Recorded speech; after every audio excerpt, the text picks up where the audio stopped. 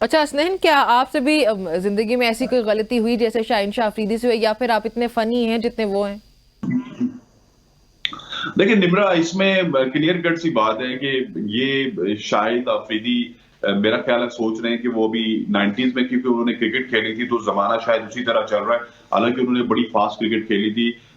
ये तो सबको पता है कि किसने कितनी लॉबी की है, कौन किसके साथ था, कौन किसके साथ नहीं था। अब शाहिद अफरीदी ये कह रहे हैं कि मैं चाहता था कि रिजवान कप्तान बने। ये आप सोच सकती हैं कि शाहिद अफरीदी चाह रहे हो कि शाहिद अफरीदी कप्तान ना बने और शाहीन अफरीदी कप्तान बन जाएं। भाई मतलब इस वक्त वो आपके मतलब रिश्तेदार भी हैं, फादर इन लॉ लगते हैं शाहिद अफरीदी शाहीन के। और शाहीन उनके कहने के बगैर तो मेरे ख्याल है कि कोई कुछ भी किसी नहीं किस्म कर। की लीग नहीं खेलते होंगे, तो वो किस यस। तरह पाकिस्तान टीम की क्यादत जो है वो ले ले अफरीदी के कहने के बगैर। तो ये एक मुजाहिका खेज बात है, इसका कोई सर पैर मुझे लगता नहीं है। सिर्फ जो और एक और जो बैकलैश आया है बयान भी और सोशल जो मीडिया में। बयान भी कल हमारे सामने आया, उस पर आपके क्या कमेंट्स होंगे?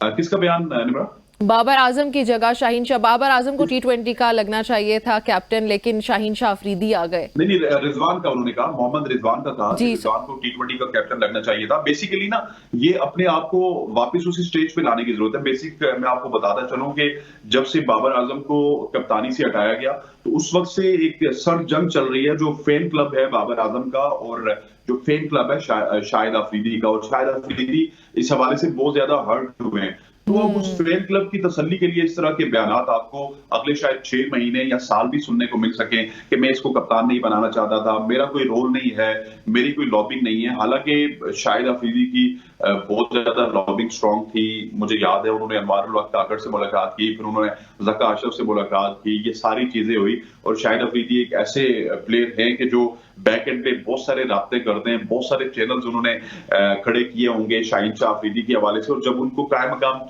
चेयरमैन बनाया गया था मैनेजमेंट सॉरी सिलेक्शन कमेटी का, तो उस वक्त भी शाहिद अफरीदी ने बहुत ज्यादा चैनल चलाए थे और एक बात हो रही थी कि शाहीन शाह अफरीदी को कप्तान लाया जाएगा T20 का। फिर शाहीन शाह अफरीदी ने एक पोस्ट की थी, सोचना मना है, फिर शायद यस। उनकी सर्जरी हुई होगी शाहिद अफरीदी की जानिब से, और फिर शादाब खान को कप्तान बना के भेजा गया। तो ये सारी चीजें अब वो सिर्फ मीडिया में अपना चेहरा पॉजिटिव दिखाने के लिए या फिर फैन क्लब्स को राजी करने के लिए शाहीन ना बनता।